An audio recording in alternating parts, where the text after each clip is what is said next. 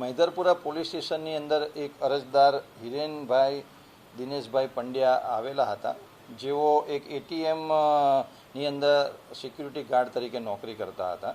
આ હિરેનભાઈ પોતે જ્યારે મૈદરપુરા પોલીસ સ્ટેશન પર આવ્યા ત્યારે તેઓ પોતાની પાસે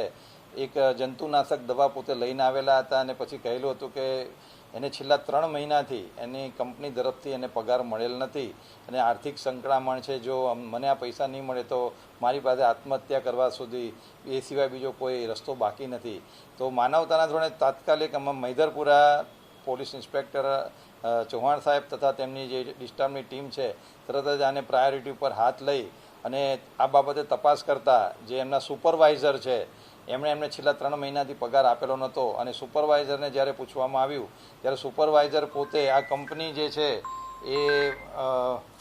બોમ્બેની છે CSS, તો કંપની તરફથી સુપરવાઇઝરને ચૂકવણા માટેના પૈસા મળેલા નહોતા, જેના કારણથી પૈસા આપેલા નહોતા. તો પોલીસ ઇન્સ્પેક્ટર દ્વારા કંપની જોડે વાત કરવામાં આવી અને આ ભાઈનો જે પ્રોબ્લેમ છે એમને જણાવવામાં આવતો તો કંપનીએ તાત્કાલિક સુપરવાઇઝરને એના 3 મહિનાના જે 24,000 રૂપિયા હતા એ તાત્કાલિક મોકલી આપ્યા અને જે પોલીસની હાજરીમાં ગઈકાલે સુપરવાઇઝરે એને 24,000 રૂપિયા આપતા એ ભાઈને સંતોષ થયો અને પોતે જે આત્મહત્યાના વિચારો કરતા હતા એનામાંથી એ બહાર આવી ગયા અને આમ મૈદરપુરા પોલીસ દ્વારા ખૂબ જ સુંદર કામગીરી કરવામાં આવેલી છે.